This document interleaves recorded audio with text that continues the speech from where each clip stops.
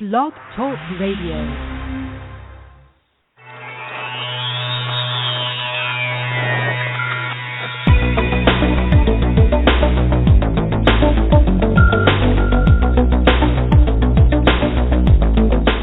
Across the country and around the world, streaming live on the internet, it's Real Estate Coaching Radio, bringing you the latest news, interviews, and secrets of the top producers. Hosted by award-winning real estate coaches, Tim and Julie Harris. Welcome back to Real Estate Coaching Radio. I am your host, Tim Harris, and we have a special co-host, which I'll introduce everyone to in a second, and Julie is on the phone with coaching clients. And, of course, this is your source for unfiltered, full-strength honesty about what is truly working to get you into action and make you money in this new real estate boom. So listen in today as my co-host and I discuss what he has done to, frankly, make himself one of the most successful agents in the nation. Welcome to the show today, and thank you, Mr. Heath Moulton, for being my co-host. Hey, thanks for having me. Glad to be here. So let me read your intro here. It's not very long, so hopefully everyone will be able to pay attention so they can really understand where you're coming from. Heath Moulton is the top producing agent in the Des Moines, Iowa metro area. In addition to being an agent, he's also a builder, and his company, Classic Builders, has built over 500 new construction homes since 2006. He has been in the real estate for over 15 years and has helped hundreds of families achieve their housing dreams. Heath is involved in helping others sell existing homes so that buying a new home is a reality. He is also involved in various aspects of the new home. Who wrote this? Did you write this? No. Heath? Who no, wrote I did this? not. Is terrible. Okay, here, I'll make it easy for you. Heath is an amazing agent who sold over 500 homes since 2006. He and his brothers now own a really very impressive building company, and that's what we're going to be focused on. Ready? Sounds good. All right, man. Yeah, that sounds great.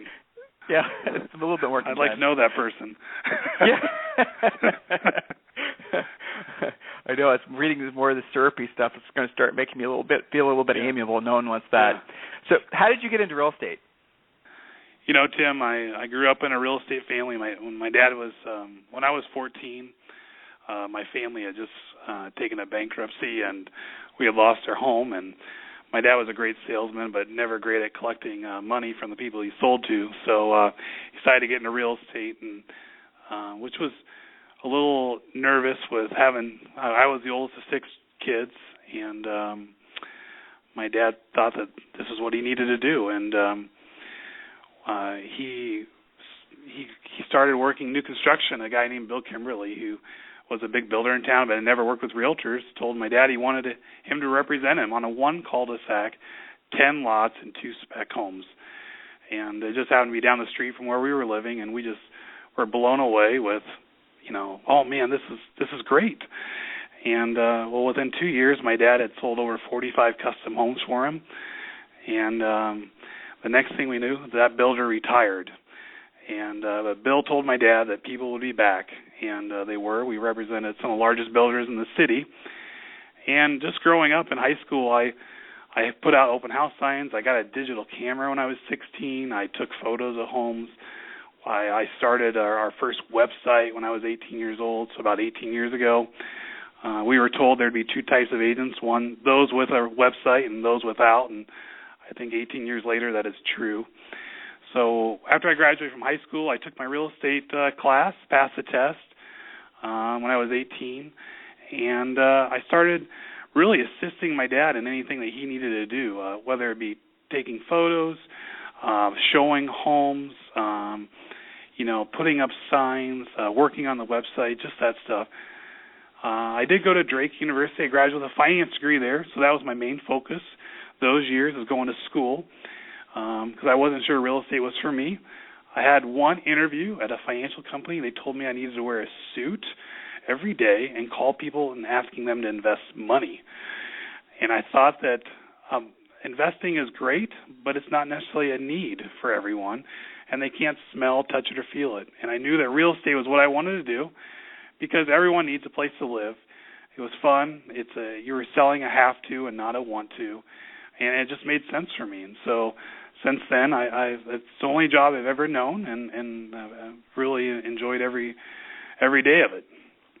Well, so there's 2 thoughts that that come to mind when I'm talking to you right now. Number one, you have actually, and let's share with the listeners in terms of units sold. How many units are you? How much are you tracking for in 2014? How many units do you think you'll close? So far, pending and sold to date, I have 178 transactions. So 151 listings have closed or are currently pending in escrow. Really, it breaks down to I have 70 pending listings and 81 have closed, and 27 on the selling side. So a total of 178 transactions. The volume on that's about $51 million. Right, and so last year closed was 195 with closed volume of $49.5 million. Right, so this year you're going to increase. It sounds like you should at least have closed and pending that will close in the first quarter of next year, double what you did last year. Is that an overstatement? Depends how fast we can build the houses and when they close. But yeah, I would hope to hit somewhere between 65 to 70 million in closed volume this year. So let's talk about that. Of the volume that you're talking about, how much is new construction versus how much is resale? I would say 70% of that's new construction. 30% would probably be resale. You are in Des Moines, Iowa. It is a very stable, predictable, it's like where Julie and I sold real estate, frankly, in Columbus, Ohio. Yeah. There really was no boom, but unfortunately, your market suffered a little bit during the bust. Despite that, you guys have obviously been able to build your real estate brokerage and the building business to something that's quite extraordinary in a very relatively short period of time. When did you guys feel it was safe to go back in the water and start breaking ground again? You know, Tim, we were too young to be scared, to be honest with you. So when my brother, who owns a building company, was 19 years old and dropped out of community college after 6 weeks. And this was probably back in 2004, 2005, and he got his real estate license. About 2006, 2007, he decided he wanted to start building homes.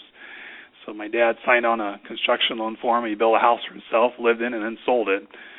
Then he was able to get his own loans, and it really kind of took off from there. So we really were kind of getting going at the end of the boom, but then really hit the bust.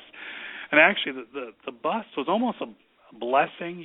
When someone else has a fall, someone else usually gains from that, and we probably gained because we had a lot of the largest home builder in the state at the time went out of business, and what happened is a lot of lots came online that the prices had dropped by almost 30 to 40%.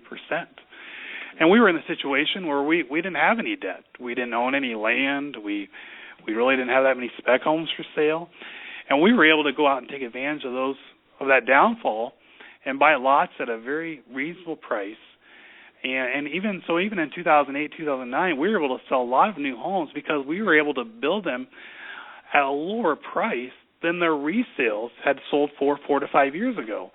So not only were people getting a brand new home, they were getting a cheaper home than they could buy this 3 to 5 years ago, because our costs on the land had come down, demand for homes had gone down, so labor costs went down, and so we were really able to keep going and keep growing our business even during the downturn.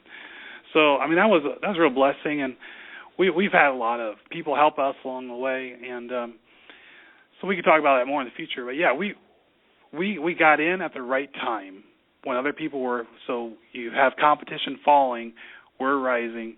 It was great timing.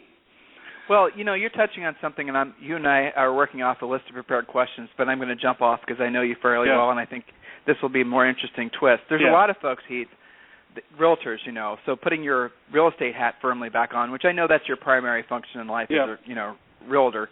So a lot of agents basically think that their last great hurrah and their only hurrah will have been during the real estate boom. And you just said something I think that's very profound. Not to get all weird on a lot of you guys. Of course, those of you in California will relate to this. But if you can think in terms of like water flowing, it's kind of like a spiritual thing. The water, when it's flowing down a mountain, is always going to take the path of least resistance at the end of the day. And what Heath is saying is even when everyone else was saying basically the market sucks and there's no money to be made, they were looking for what direction the money was flowing. And Heath said something, when one company or entity starts to suffer, maybe that's a boon for another. Well, that's true. And so a lot of you guys who are listening now, you were very successful in the real estate boom. And, here we are at the very beginning stages of what we believe will be a 7 to 10-year real estate boom. In other words, the real estate crash is over. And for the most part, we're looking at an ever-improving real estate market for the next 7 to 10 years. If you guys aren't enjoying that right now, if you aren't part of that right now, all you got to do is reconnect with what he said, and that you just have to look for where the opportunities are now. A lot of you guys made a fortune off distressed real estate. I get that. Now it's time for you to turn your attentions to where the markets are today. And I have to tell you guys, and like 90% of the country, it's new construction. You don't have to be a builder like Heath and his brothers. You can be someone who works with the builders like Heath and his brothers. So, Heath, how would, if a realtor were to approach you guys, now you have a real estate brokerage, so, yeah. But as a rule, if a realtor were to approach you wanting to do business with you guys other than just bringing you a buyer, would you welcome that? Yeah, we would welcome that. Speaking, if I were a realtor out in another location and wanted to work with a builder, I guess as a builder, from things that we would be looking for in a realtor is someone just bringing us opportunities. Right now we're looking for land to buy. We need more land to do new development. So if I were a realtor out there, and I'd be looking for ground that would be available, and going out and talking to farmers and say, hey, would you be interested in selling your ground? And if they are, I would say, hey, what kind of price are you looking at? Get the price. And then start talking to builders to say, hey, I have an opportunity. Are you guys looking to expand? Because a lot of times if you can show a builder that you're out aggressively looking for areas for them to build, then that's a connection that you can make with that builder. You might be able to make a commission off the land, but really what you could say is, listen, I'm interested in selling your product on this land. And that's really where you can make the money, is by developing that relationship with that builder. So that's one thing you can maybe do to get your foot in the door. The second thing I would do is we would respect people. They call us, say, hey, I want to take you guys out for lunch. I want to show you some areas there's some lots for sale that you might be able to build on them, and show people, like, here's some opportunity in this area. Here's what's selling. Here's what's not selling. Here's the absorption rate. Have you guys ever considered coming to this location to build? So if I were going in a new area, that's a couple of things that I'd be doing to get my foot in the door with home builders. Well, and then even if you're not in an area like where you can, find farm fields that might be appropriate for subdivisions, you could still do that in the city. One of the most successful brokers in Houston, Texas, successful brokers that I know of in the country, that's what he's done. He's basically gone to find infill lots, or places where maybe there were big houses on double or triple or quadruple lots that they could tear down and make into townhomes or condos or just whatever else. So the new construction opportunity is just getting started around the country. And Heath just touched on something. There are a lot of great ideas there, too. Here's another one. Go to the new build reps that are already there. If your national builders are in your marketplace, go to their new build reps, because a lot of those guys probably don't have relationships yet with agents. And think about it. For the most part, the buyers that are walking in to consider new construction probably have a house to sell. That new build rep has to have a list of agents or a realtor that they refer that potential seller to, so they can get the new build, right? So befriend the new build reps and maybe get some listing referrals that way. There's lots of different ways. Look for the opportunities, and if you don't see them, get off your butt and create them. So, Heath, I remember this was a challenge you had in your business, and this was some time ago, but I remember there was a big national real estate brokerage that was opening up a discount company in your market. Do you remember this? A flat fee, if I remember correctly. Right. Yeah, we've had a couple of them. Right. And we've had a couple of them. Yeah. They're no longer around, to be honest with you. Well, that's a trend that's also starting in the country again. So we're starting to see these flat fee and these discount guys. Yeah. So how did you combat that, and how did you combat that at the time? To me, the flat fee brokers, I think it's hard when someone doesn't call you or you don't call them, and you never know they're going to list it, and then they just put their house up for sale with them. And you could either say, that crazy seller, that'll never work.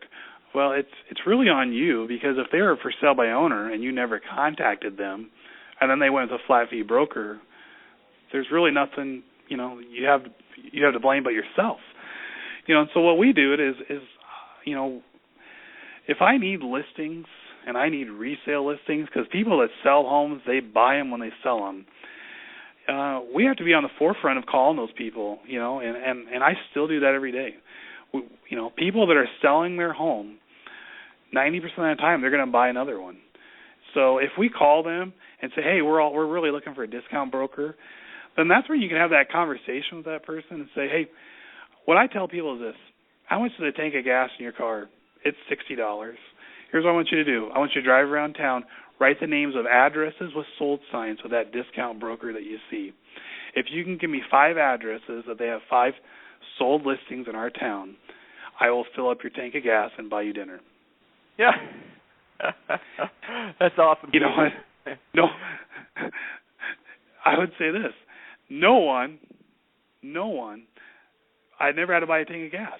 But really what you got people thinking is, the question you got to ask, and that's where you have to know your scripts, to say, hey, listen, Mr. and Mrs. Seller, I could charge you $1 to sell your home, but if I never sell it, are you ever going to pay me the $1? No. So if you really want to move, are you really looking for an agent that's going to sell your home, or are you really looking for an agent that's just going to, sell your house for a flat fee? Do you want it sold, or do you want to pay a flat fee? Well, I might say, well, we want it sold and a flat fee. I'd say, hey, listen, I could get your home sold. If I can net you the dollars you need, I have a track record that works. Can we set up an appointment to talk about it?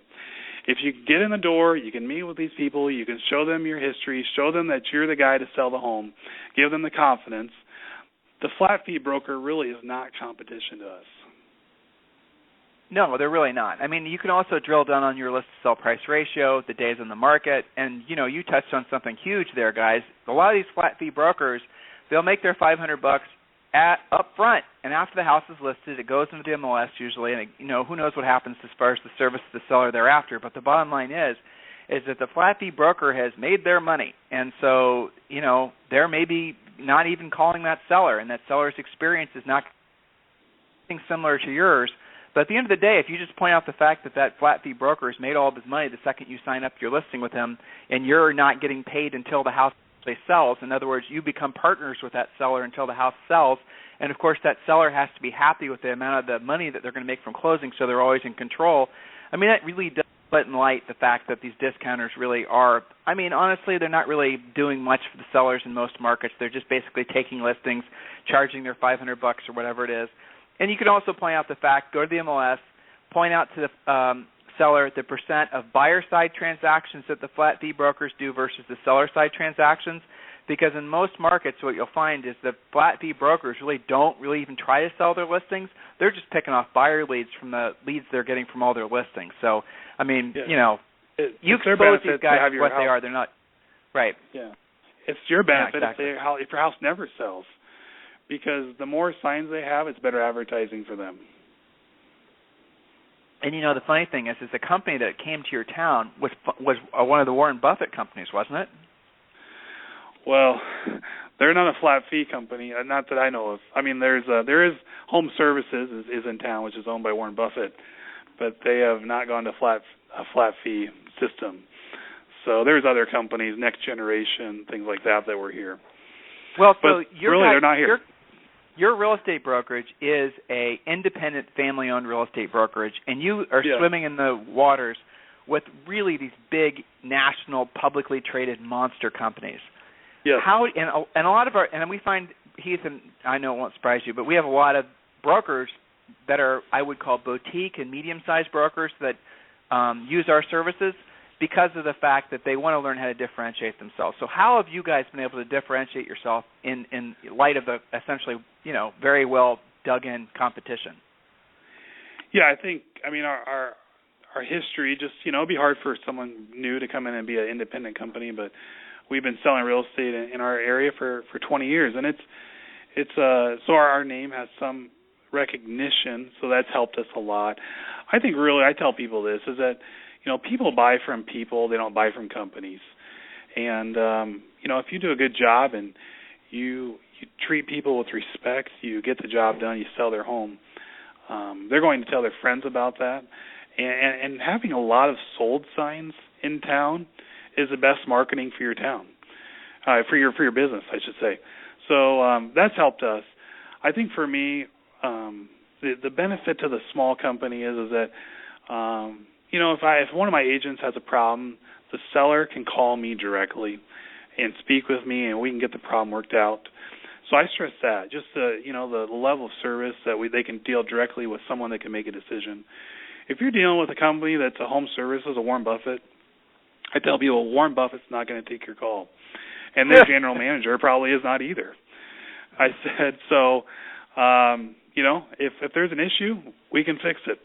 So I think that level of service, the personal service that you can give people, that you're not some corporation that's really just cared about how many transactions, that you're actually individually cared for that client. And I think, to me, we're never going to have the best website compared to those big companies. We're not going to have a lot of the services they offer. Some of the things that we do is we have 3 moving trucks. I started out with 1. I have 3 now. They're booked up a lot of weekends. We advertise in town that anybody wants to use those, they can have them. The schools, nonprofits. We want those trucks to be used. That's great advertising for us. So we, a couple other things that we do is we make a donation every year to the schools, to the Booster Club. This year is $50,000. Things like that help. We can make those. We can pay that money versus like paying a franchise fee, and that's the best advertising that we can get in our town. And so I tell people that you have to sell your benefits, who you are and who you're not, and we don't really talk about who we're not. So I focus on the positives of a small company, and if you focus on the positives and don't bring up the negatives, the sellers and buyers don't either.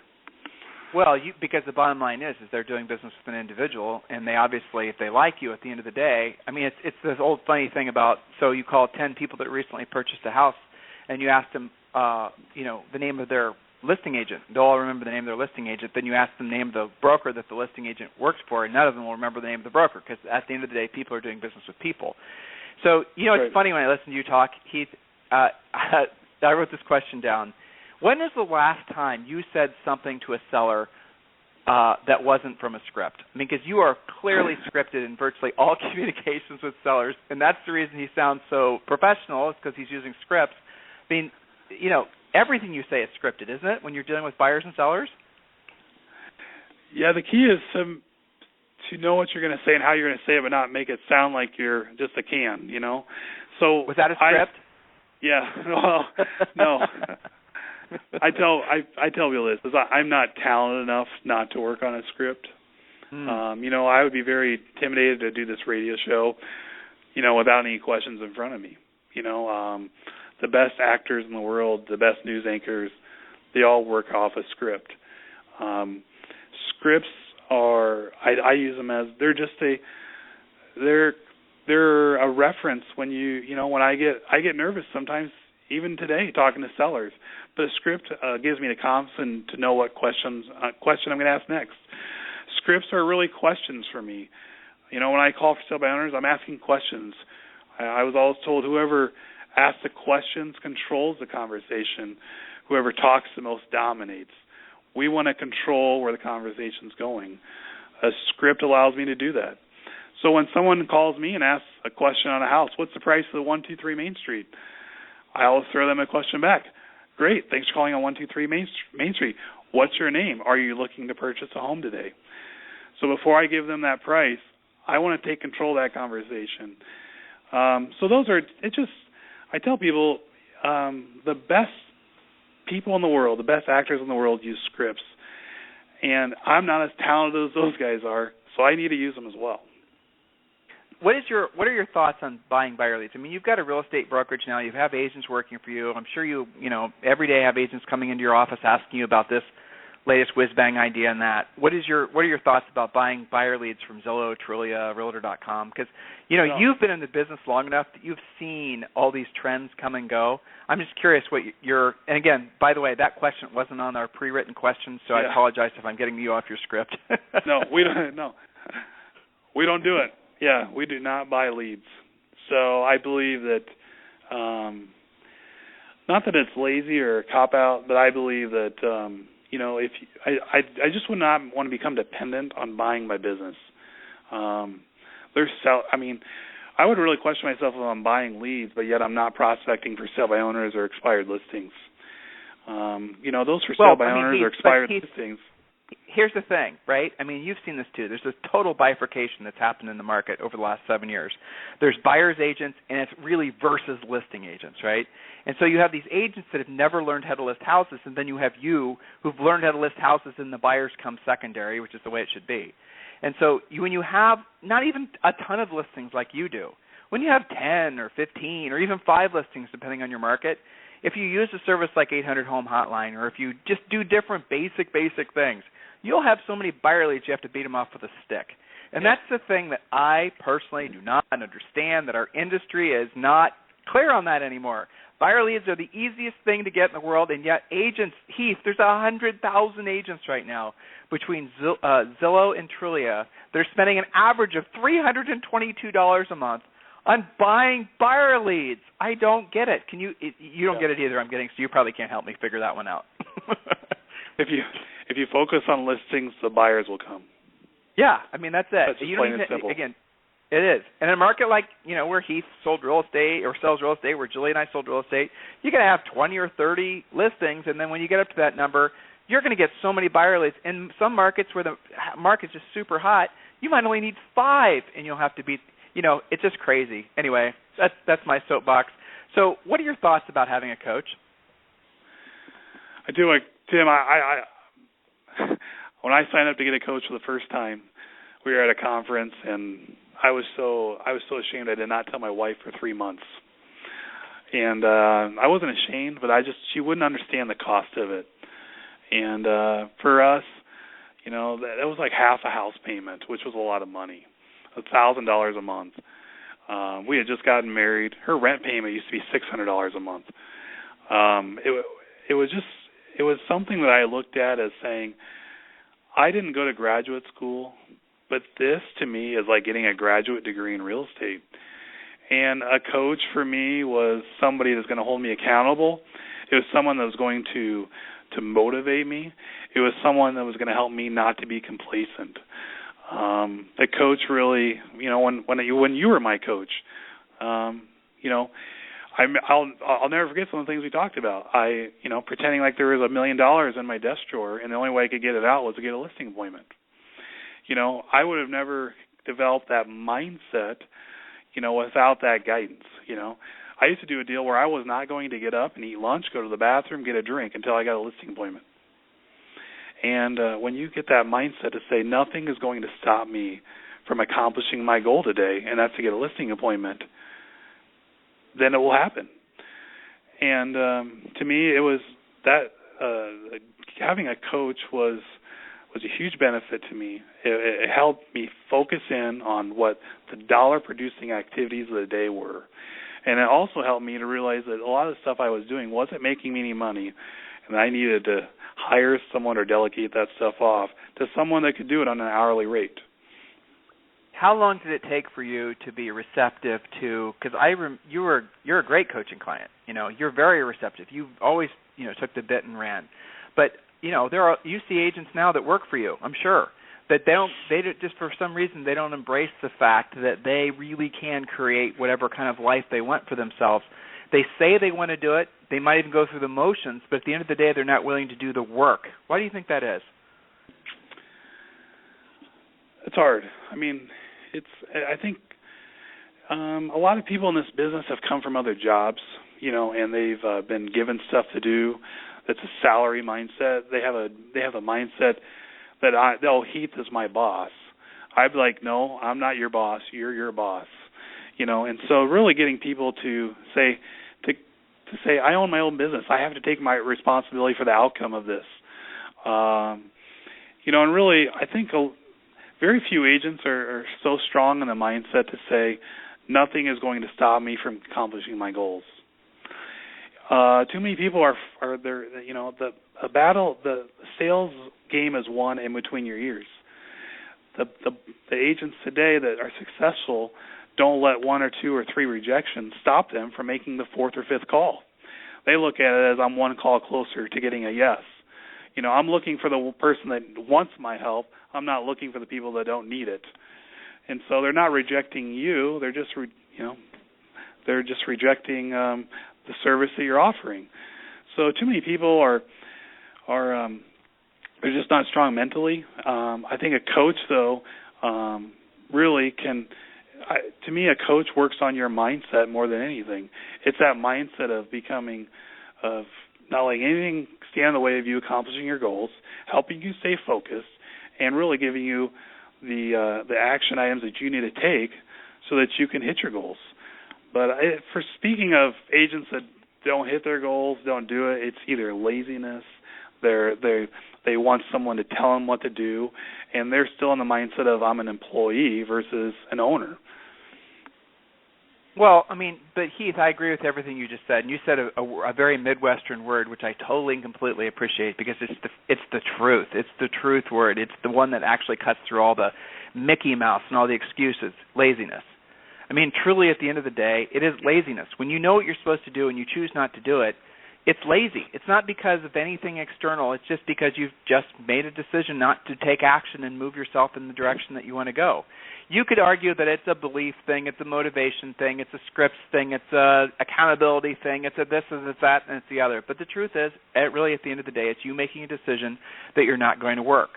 Heath, if you think about this, it's really quite amazing. What you have to know to be wildly successful in real estate, not new construction, but, working resale into things, what you have to know, if you really drill down on it, the scripts, the objection handlers, the pre-listing pack, the setting the appointments, the pre-qualifying, the basic core stuff, is so much easier to master than all this other crap that agents put themselves through, having to figure out this widget and that widget, this CRM, this lead follow-up program, this direct mail campaign, all this noise and static that's out there. It's so easy. I kind of feel sorry for agents who want to know the truth, because they're getting inundated every day with all these, done for you, we'll sell you leads. You don't have to do anything. Just sit by and pick lint out of your toes while the leads just show up in your email.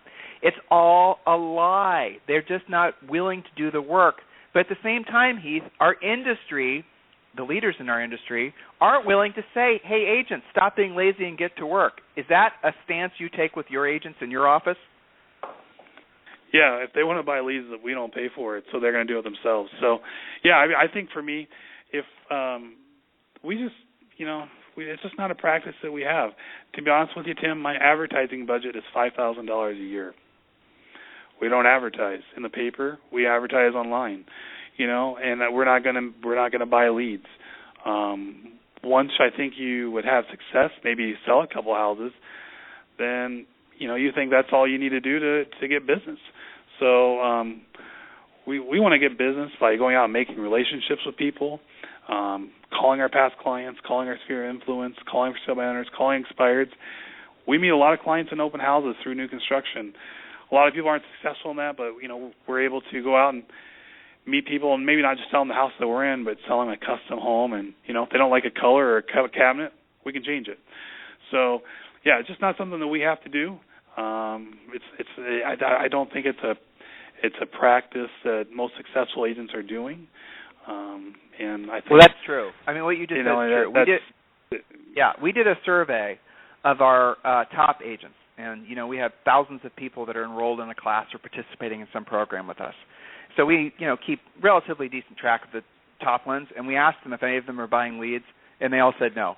And I asked them in the survey, and some of them in person, were you buying leads before?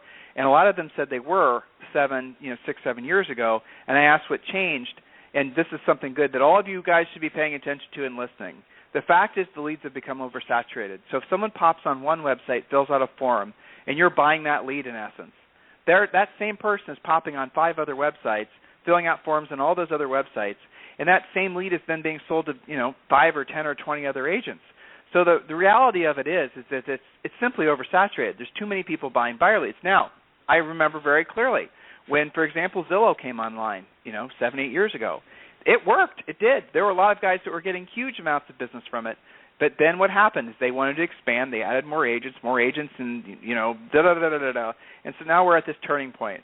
And agents listening, please listen to what Heath had to say. You know, at the end of the day, if you don't list, you're not going to last. And we're coming up to a point where the buying buyer leads thing is going to get to the point where literally it just doesn't financially make – I think personally you're already there, but it's not going to make any financial sense, where literally you will not be able to justify the expense of what you're paying for what you're getting as a result.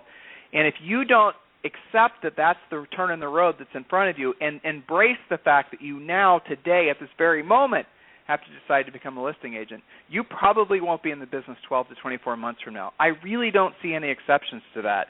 Embrace the fact that there's so many agents that are pursuing being buyer's agents. God bless them, wish them all the luck in the world. You need to go the opposite direction, and you need to learn how to be a listing agent. Remember, guys, if you need any help from us, free coaching calls for agents.com, free coaching calls for agents.com.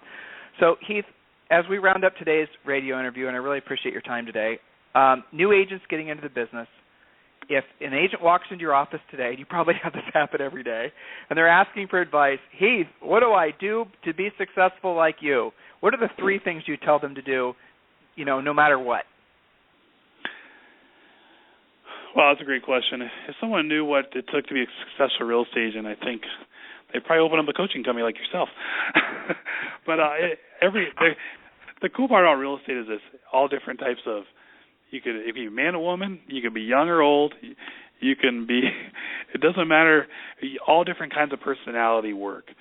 I think that's a great part about real estate is that you also don't need like some advanced degree or go to school for 2 or 4 years. You know, if you want to do it out of high school, you can do it. That's the great part about real estate. The 3 things that I think someone needs to do is they need to have a plan. They need to have a plan of action. What am I going to do every day that's minimum standards in the business?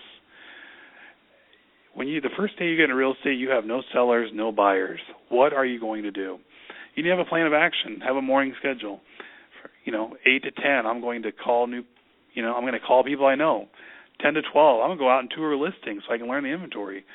Noon to 3, I'm going to prospect for sale by owners expireds. I have a plan. So a business plan would be number 1. Number 2 is what I would tell people to do is get involved with a coaching company. Coaching company, Heath? Are we confusing what the point of this radio show is today? The Tim Harris Coaching Company. Thank you, timandjulieharris.com. Tim and Julie Harris. God, man. Just like I did. I'm not going to interview you again if I take you off your script. Woo! Okay, go ahead. Sorry. Contact Tim and Julie, because I think to me a coach, they're going to teach you the scripts. They're going to keep you accountable. They're going to be able to help you through the ups and downs. They're going to be there for advice. These people are successful. They've been there, done that. They're going to tell you what works. They're going to help you save money by not spending it on stuff that doesn't work. So I would have a plan, get a coach. And number 3 is you have to make yourself known in your community and where you're working and have a plan to do that. People don't know, are not going to buy or sell from you if they don't know you're in the business. And I'm not saying you need to go out and buy a couple of billboards or buy a moving truck, but you need to call your sphere. You need to go out. I would go out and knock on my neighborhood. I would knock on 50 doors a night. I would give people my cards. I would set a goal to knock on 200 doors the first week in the business. To me, I think nothing beats hard work. People appreciate today someone calling them, writing them a handwritten letter, knocking on the door, just shaking hands, saying, hey, I know you're not looking to buy or sell your home, but if you do, I wanted to give you my card. I'm in the real estate business. This is your greatest investment that you have. If you have any questions, I want to be your source of information. Let me jump in there. Let me jump in there. Again, guys, you're hearing a great script, but let me jump in there. You just said something, and I want everyone to pay really close attention to what he said. People appreciate that personal contact. You don't make a personal contact through a direct mail piece, through an email, through a text, through a Facebook post, through a tweet, through anything digital at all, and you never will. And I sense there's an undercurrent that's happening, not just in real estate, but societally, where people are sick and tired of all this online, I don't know what you want to call it, connecting. And people that are, like if you're always, it's the old Wayne Gretzky quote, be where the puck is going to be is the punchline basically. The puck is, I think, I'm getting the real feeling that the puck is moving back towards agents that have the skills. Well, it never really has moved away, but more so it's, you're going to see agents that have the skills, that are willing to make the personal, actual, honest-to-God contacts, really excelling and leaving all the other agents in the dust. 10 years ago, if we were talking about how to be successful in real estate, we'd be talking about have a website, have an email campaign. You got it. That's what's going to differentiate you, because people are going to see you're technologically savvy. But nowadays, everybody's technologically savvy. It's crazy. And so what's going to make you different in real estate is your ability to communicate your willingness to be of service to others, obviously be scripted, obviously have energy and enthusiasm, but really getting out there and, being belly to belly. And it's not a white belt, high-pressure sales thing. We're talking about, like what Heath said, going out there and basically letting folks know that you're here to help if they need any help. It is interesting. The pendulum is definitely swinging back towards those agents who are willing to make the effort. This technology, guys, has spoiled us. It's made us lazy, and at the end of the day, it's not going to last in terms of being effective for us to build our real estate practices. Please internalize that. Embrace the fact that if you want to make a lot of money, you know what? Guess what? You have to go out there and you have to help people. You have to help people by knowing your craft better than everybody else. Heath mentioned touring homes. Absolutely. Know your average days in the market. Know all the statistical, analytical Mickey Mouse that's associated with your real estate market so that you're confident. Know what went for sale. Know what has gone pending. Have all that stuff. You can, have it all written down on a piece of paper and fold it up in your back pocket. That's fine. That's what's going to make the difference, which is amazing. I'm sure it is to Heath, too, because we are being told the exact opposite stuff like 10 or 15 years ago. Oh, you got to have a fancy website. Now everyone's got a fancy website. And fancy websites you can get for $50. So now it really comes back to knowing what to say and how to say it and truly having the mindset of service. And Heath, when I talk with you, when I listen to you, that is the vibe that I get from you. Yes, you're making a profit. Yes, you're providing a great place for a lot of folks to work. Yes, you and your brothers are build a really impressive building company. Yes, yes, yes. But at the end of the day, what I get, the feeling I get from you is you are truly coming from the mindset of service. Is that something you have as a prominent thought, or does that just come organically to you at this point? Yeah, we're really in the business of helping families, buy their dream home. I tell people that people work with people they like. It's hard to develop a relationship where they like you if you're not speaking with them, talking to them face to face. Communication is more than just the words that you say. It's how you say it. It's how you say it with a smile on your face. It's it's calling people, asking them how they're doing. To me, just an email campaign it can't give the personality that is really behind the words. So, for us, that's where, people buy from people they know. People buy from people they like. If they don't know you, then you got to meet them, and how are you going to meet them? And so it's hard. I don't believe in advertising. My dad just spent $200,000 a year, and I decided that's not the course that we want to take. So, we've got to do other things by going out and meeting people, talking to them on the phone. People can say yes if you're on the phone with them. Just sending them an email, all they have to do is click. Most people want to say yes, and most people don't want to reject. So, basically, real estate to me is a numbers game. The more people you talk to, the more people you meet. Everyone that you talk to in life is a potential client. The guy at the grocery store could be a potential client.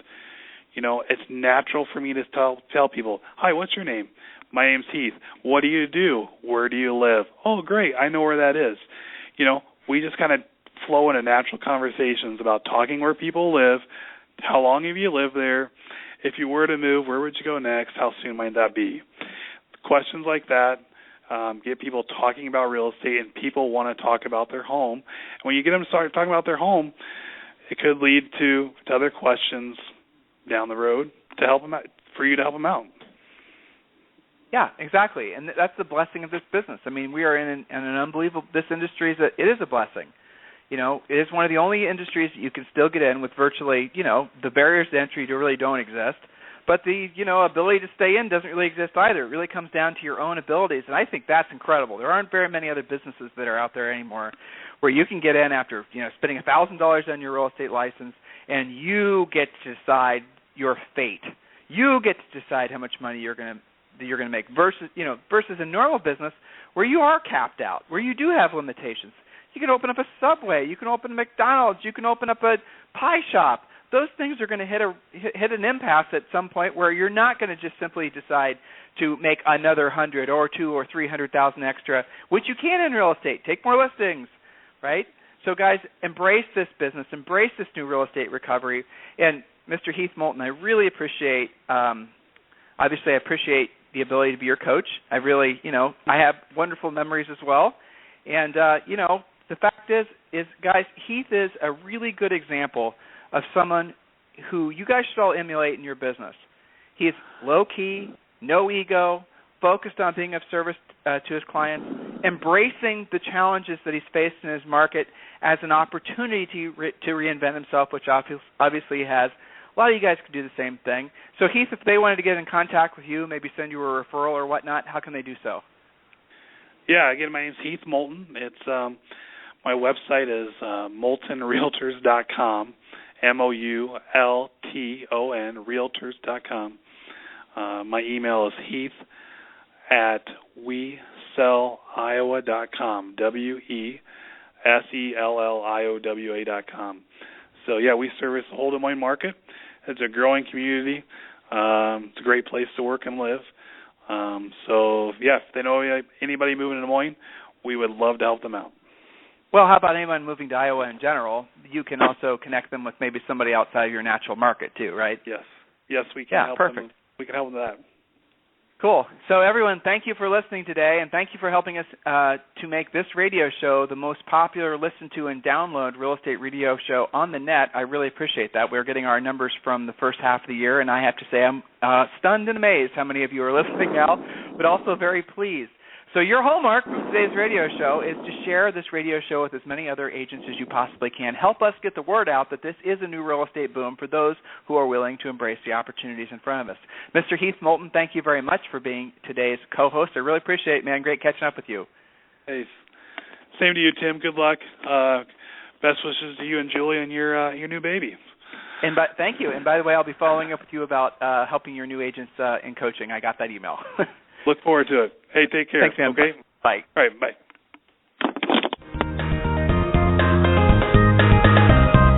This program has been a presentation by Tim and Julie Harris, Real Estate Coaching. For more information on our real estate coaching and training programs, visit our website at timandjulieharris.com. Remember to tune in weekdays at noon for upcoming shows. And until next time, thank you for listening to Real Estate Coaching Radio with Tim and Julie Harris.